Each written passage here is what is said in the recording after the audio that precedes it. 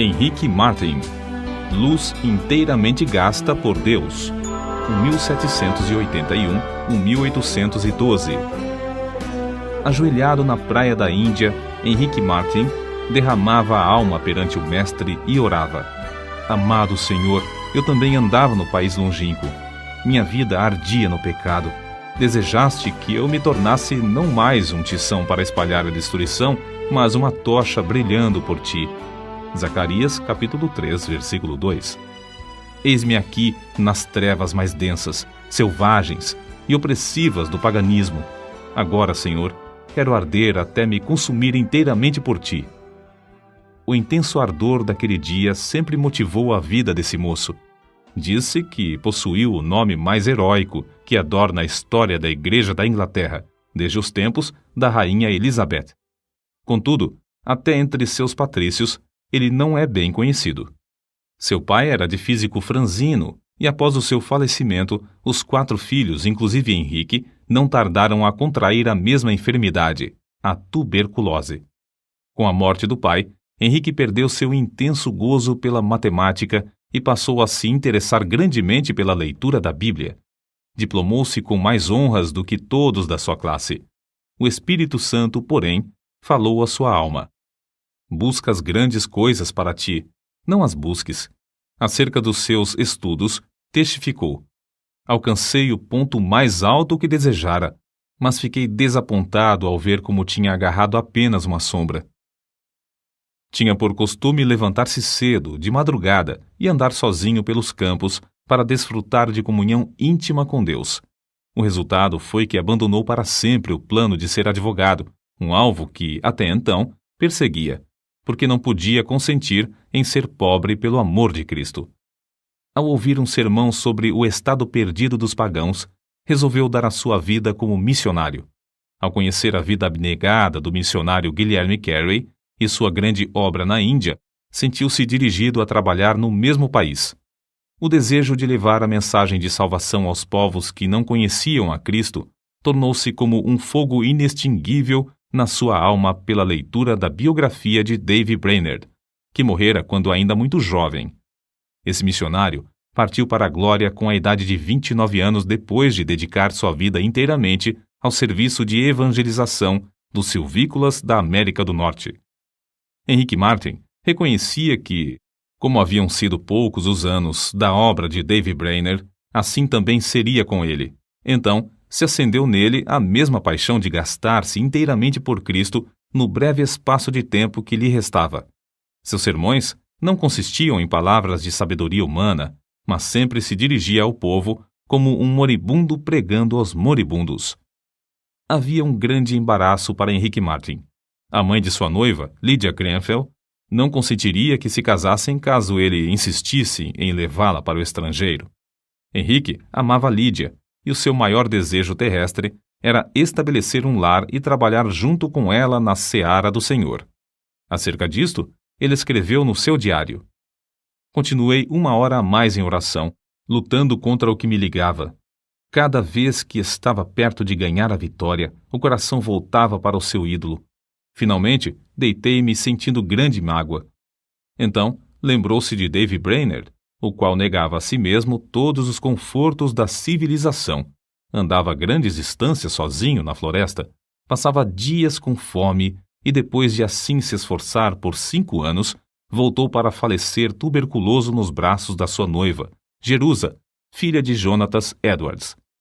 Por fim, Henrique Martin também ganhou a vitória, obedecendo a chamada para sacrificar-se em prol da salvação dos perdidos. Ao embarcar para a Índia, em 1805, escreveu: Se eu viver ou morrer, que Cristo seja magnificado pela colheita de multidões para ele. A bordo do navio, ao afastar-se da sua pátria, Henrique Martin chorou como uma criança. Contudo, nada podia desviá-lo da sua firme resolução de seguir a direção divina. Ele era um tição arrebatado do fogo, e repentinamente dizia: Que eu seja uma chama de fogo no serviço divino.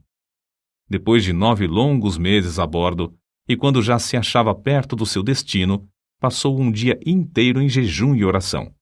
Sentia quão grande era o sacrifício da cruz e como era igualmente grande a sua responsabilidade para com os perdidos na idolatria da Índia.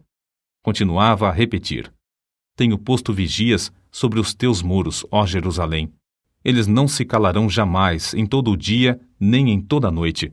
Não descanseis vós os que fazeis lembrar a Jeová, e não lhe deis a ele descanso, até que estabeleça, e até que ponha a Jerusalém por objeto de louvor na terra. Isaías capítulo 62, versículo 6. A chegada de Henrique Martyn à Índia, no mês de abril de 1806, foi também em resposta à oração de outros. A necessidade era tão grande nesse país que os poucos obreiros concordaram em se reunir em Calcutá de 8 em 8 dias para pedir a Deus que enviasse um homem cheio do Espírito Santo e poder à Índia. Martyn, logo ao desembarcar, foi recebido alegremente por eles como resposta às orações. É difícil imaginar o horror das trevas em que vivia esse povo, entre o qual Martyn se achava. Um dia, perto do lugar onde se hospedara, ouviu uma música e viu a fumaça de uma das piras fúnebres de que ouvira falar antes de sair da Inglaterra. As chamas já começavam a subir do lugar onde uma viúva se achava sentada ao lado do cadáver de seu marido morto. Martyn, indignado, esforçou-se, mas não pôde conseguir salvar a pobre vítima.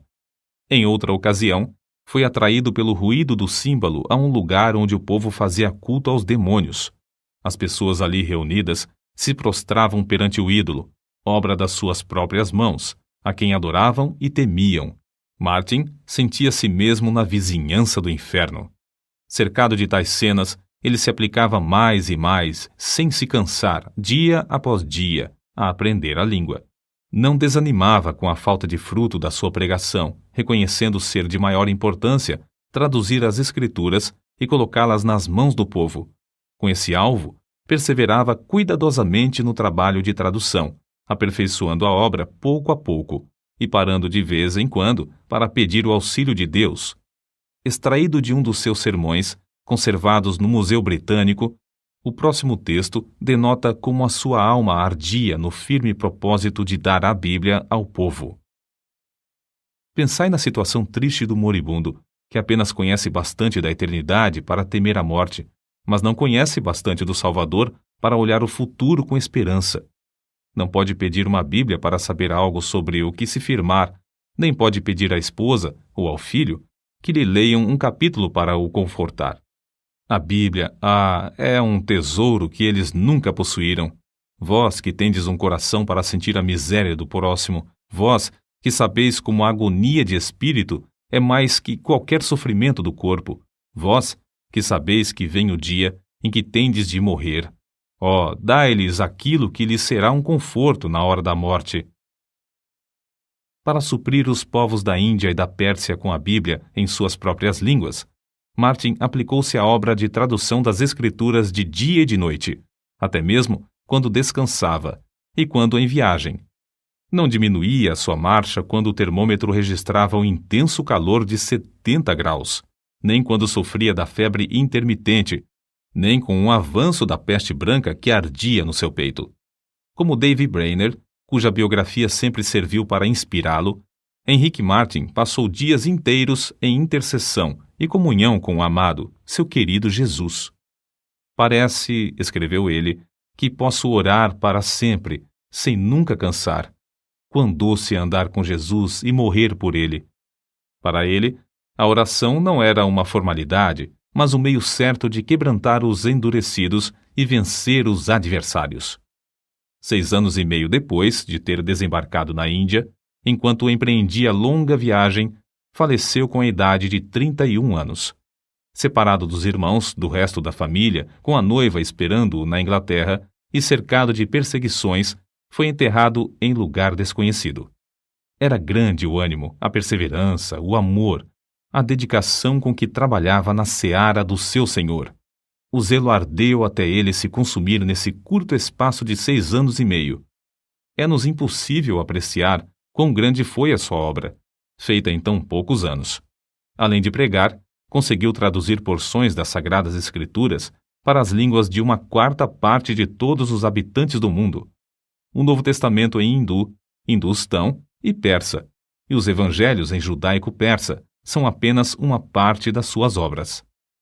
4 anos depois da sua morte, nasceu Fidelia Fiske, no sossego da Nova Inglaterra. Quando ainda aluna na escola, leu a biografia de Henrique Martin. Andou 45 quilômetros de noite, sob violenta tempestade de neve, para pedir à sua mãe que a deixasse ir pregar o evangelho às mulheres persas. Ao chegar à Pérsia, reuniu muitas mulheres e lhes contou sobre o amor de Jesus, até que o avivamento em Oromiar tornou-se outro Pentecostes. Se Henrique Martin, que entregou tudo para o serviço do Rei dos Reis, pudesse visitar a Índia e a Pérsia hoje, que grande obra encontraria! Obra feita por tão grande número de fiéis filhos de Deus, nos quais ardeu o mesmo fogo pela simples leitura da biografia desse pioneiro.